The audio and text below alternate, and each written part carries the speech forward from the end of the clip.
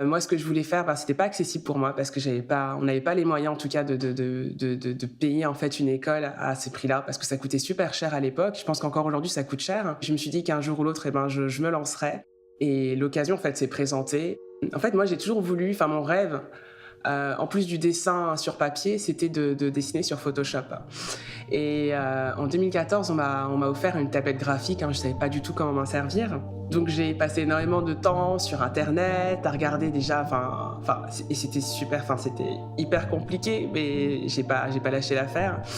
Ça a été énormément de travail, vraiment des nuits entières à essayer de travailler. Je postais en fait, je postais tout simplement mes dessins que je faisais et j'ai eu des commentaires du style: «Ah mais ça serait bien que, moi je verrais bien ce dessin imprimé sur un t-shirt ou sur un tote bag», et moi ça m'était vraiment pas du tout venu en tête. Pour moi je postais, je dessinais juste, pour dessiner. C'est grâce à ces commentaires-là du coup que je me suis lancée. J'ai cherché un atelier d'impression sur Paris, j'ai envoyé mes premiers visuels que j'ai fait imprimer et là c'est vrai que ça a été un coup de foudre. Je me suis dit: «Mais c'est génial».